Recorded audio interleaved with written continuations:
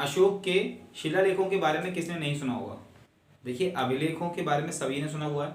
तो अशोक के अभिलेखों में 3 चीजें प्रमुख थी। अभिलेख 3 प्रकार के होते थे। आज हम बात कर रहे हैं अशोक सम्राट के अभिलेख। ये 3 प्रकार के थे। कितने प्रकार के थे? 3 प्रकार के थे। पहला था शिलालेख, शिलालेख। दूसरा था स्तंभ लेख और तीसरा था गुहालेख। 3 प्रकार के अभिलेख जो कि पाए गए हैं अशोक के सम्राट के, जिससे हमें जानकारी मिलती है कि मौर्य कालीन युग जो लास्ट में अशोक के समय में रहा है वो कैसा रहा। अंतिम शासक जानते होंगे बृहद्रथ था और संस्थापक आपको सबको पता है चंद्रगुप्त मौर्य, चाणक्य के द्वारा जीते हुए शासक, नंद वंश के धनानंद को हराने के बाद बने थे। चलिए, शिलालेख, स्तंभ लेख और गुहालेख, इनके नाम से ही क्लियर है। शिला यानी कि पत्थरों पर, छोटे छोटे पत्थरों पर या बड़े बड़े, मतलब ज़्यादा बड़े भी नहीं, बनी हुई जो लिखी हुई लिखावट होती है उसको शिलालेख बोलते हैं। उससे काफ़ी जानकारी मिली है। स्तंभ लेख यानी कि बड़े बड़े खंभों पर जानकारी मिली है लिखी हुई, उसे स्तंभ लेख कहते हैं। गुहालेख यानी कि गुफाओं में जो जानकारी मिली है लिखी हुई, उसे गुहालेख कहते हैं। ये दीवारों पर लिखी हुई वो थी। प्राकृत भाषा में ज़्यादातर पाए गए हैं क्योंकि ये बौद्ध धर्म के थे। और इसमें लिपियाँ तो बहुत सारी यूज हुई। ग्रीक लिपि है, ब्राह्मी लिपि है और भी बहुत सारी खरिष्ट लिपि हैं। लिपियाँ तो 3-4 हैं लगभग। ठीक है, आइए आज हम बात करते हैं शिलालेख के बारे में।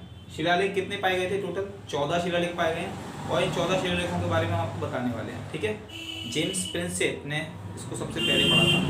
ठीक है ना, जेम्स प्रिंसेप ने सबसे पहले इसको पढ़ा था।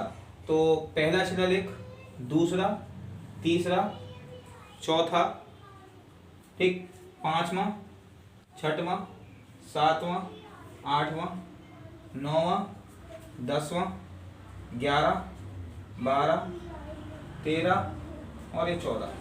मैं 14 के 14 आपको हाथ पे याद करा दूंगा अगर आप ठीक से याद करना चाहते हैं तो। देखिएगा, पहला शिलालेख जो था, इंग्लिश में इसको बोलते हैं वन। क्या बोलते हैं? वन। और वन को अगर मैं हिंदी में लिखूं तो ऐसे लिखा जाएगा। और वन से आप समझ सकते हैं पशु और पशु बलि। पहले वाले शिलालेख में पशु बलि की निंदा की गई है। पहले वाले शिलालेख में क्या? पशु बलि की निंदा की गई है। हो गया। दूसरा शिलालेख, टू बोलते हैं इसे। टू को अगर मैं ऐसे लिखूं तो टू से टूट फूट जाती है तो मरम्मत करनी पड़ती है, यानी कि चिकित्सा। तो इसमें व्यक्ति और पशु, व्यक्ति व पशु की चिकित्सा के संदर्भ में बताया गया है कि चिकित्सा। ठीक है, दूसरा हो गया। तो दूसरे में चिकित्सा के बारे में उल्लेख किया गया है या जानकारी मिलती है। तीसरा, थ्री का मतलब फ्री। थ्री का मतलब फ्री। तो वो अपने अशोक अपने जो राज्य के उच्च अधिकारी होते हैं उनको आदेश देते हैं कि आप लोग फ्री मत रहिए, आप क्या करिए, हर 5 वर्ष में राज्य का दौरा करने निकलिए, भ्रमण करने निकलिए कि राज्य में क्या देखभाल चल रही है। ठीक है।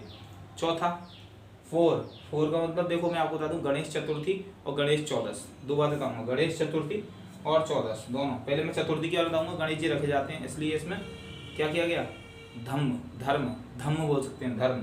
तो धर्म यानी कि धम्म घोष, धम्म का घोष किया गया। मतलब गणेश जी को रखेंगे तो हम घोषणा करते हैं ना, हम गणेश जी को रख रहे हैं, तो धम्म घोष, इसमें धम्म घोष किया गया। भैरी घोष को, कौन सा घोष था? भैरी घोष को धम्म घोष बोला गया। भैरी घोष की जगह पे क्या बोला गया? धम्म घोष। ठीक है, तो ये चौथा हो गया, इसका उल्लेख किया गया। 5वां यानी कि 5 में नियुक्ति बोलूंगा डायरेक्ट, आपको याद करना पड़ेगा नियुक्ति। इसमें क्या था? धर्म महामात्रों की नियुक्ति की गई। धर्म महामात्रों की नियुक्ति की गई 5वें में। किसकी नियुक्ति गई? धर्म के लोगों की, महामात्रों की। एक तरीके से महान आत्मा है उनके लिए, बौद्ध के लिए।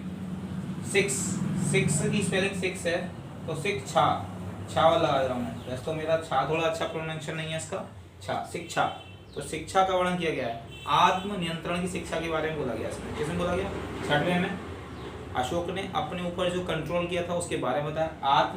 मतलब अपने ऊपर जो नियंत्रण करते हैं, कंट्रोल योर सेल्फ कहते हैं ना, तो उसके लिए 6वें अभिलेख में मिला है, 6वें शिलालेख में मिला है। 7वां है, 7 का मतलब साथ किसी के साथ ही तो यात्रा करेंगे आप। तो अशोक ने इसमें अपनी जो तीर्थ यात्रा की थी, अशोक ने जो भी तीर्थ यात्रा करी थी उसमें 7वें अभिलेख के बारे में, उसके बारे में बताया गया। ठीक है। 8 का मतलब क्या है? 8 में आप समझ सकते हैं 8, और ये है सेम, मतलब जो 7 में या 7 में किया गया वही 8 में किया गया। 9 में देखो 9 महीने होते हैं, तो कह सकते हैं 9 महीने बाद ही लेडीज़ घर से बाहर निकलती हैं, अगर कोई प्रेग्नेंट लेडी है तो 9 में से हम याद कर सकते हैं। सीधा सीधा सिंपल तरीका है कि इसमें ही जा करके फिर वो मिलती है अपने परिवार वालों, सब लोगों से मिलना भी बंद हो जाता है 9 महीने से पहले। तो इसको कहते हैं मतलब एक तरीके से भेंट, ठीक है, सच्ची भेंट, सच्ची भेंट, ठीक है। कि सच्ची भेंट करनी हो तो 9 में, तो सच्ची भेंट के बारे में उल्लेख इसमें किया गया 9 में। 10वें में आइए 10, ठीक है। 10वां जो है अभिलेख उसमें क्या दिया गया, 10 से 10 और इसमें लगा दो शन, टेंशन। तो अपने राज्य के उच्च अधिकारियों को और राजाओं को ये आदेश देते हैं कि आप किसी को टेंशन में मत रहने दीजिए, सबके हितों के बारे में सोचिए, जनता के हितों के बारे में सोचिए। सदैव हमने सबसे ज़्यादा किस पे काम करना है, जनता के हित के बारे में। 11 में है धर्म, जो 1 नंबर का काम करता है वो धर्म का काम करता है, तो धम्म का उल्लेख किया गया है, ठीक है, इसमें धम्म का उल्लेख किया गया है। 12 का मतलब 12 है, ठीक है। 12 में आप जानते हैं बाहर, 12 से बाहर बन गया, ठीक है। जो स्त्री बाहर निकलती है वो ही कुछ कर पाती है, घर से बाहर निकलेगी स्त्री तभी तो कुछ कर पाएगी। तो बाहर, 12 से बाहर बन गया, और बाहर जाकर के स्त्री अपनी आत्म सम्मान के लिए लड़ सकती है। और स्त्री के महात्माओं की, मतलब जैसे मैंने बताया था ना, नियुक्ति की गई थी इसमें धर्म महात्माओं की गई थी, इसमें स्त्री महामात्राओं की नियुक्ति की गई। 13 सबसे इंपॉर्टेंट है, बहुत इंपॉर्टेंट है। 13 का मतलब 13वीं, जब लोग मरते हैं 13वीं होती है, तो 13वीं किसमें होगी, कलिंग के युद्ध में। कलिंग के युद्ध का वर्णन किया गया, और 13वीं के लिए सभी लोगों को बुलाया गया, पड़ोसी राजाओं को बुलाया गया, यानी कि पड़ोसी राजाओं को इसमें बुलाया गया। तो ये 13वां इसका शिलालेख हो गया, ठीक है। 14वां, जब 13वां हो चुका है तो सब लोगों को शांति के लिए बुलाया गया। तो सबको अशोक ने क्या कहा, धार्मिक जीवन जीने की सलाह दी। किसके लिए प्रेरित किया, धार्मिक जीवन जीजिए, शांति रखिए। और आपको पता है जब गणेश जी विसर्जित जाते हैं, धर्मघोष से रहा था ना 14 से क्या हुआ, गणेश जी विसर्जित हो जाएंगे तो धार्मिक जीवन जिएंगे सब लोग। कैसा जिएंगे, धार्मिक जीवन। तो ये आपके टोटल मिला करके 14 शिलालेख हो गए। जिसको भी इस ट्रिक से याद हो जाए अच्छी बात है, आप याद कर लीजिए। और अगर पसंद आई तो वीडियो को शेयर कीजिए, ऐसी वीडियो और लाते रहेंगे। फिर अगले वीडियो में आपको स्तंभ लेख और गोवा लेख वाले भी बताएंगे, ठीक है। मिलते हैं आपसे दोबारा से, धन्यवाद, थैंक यू सो मच।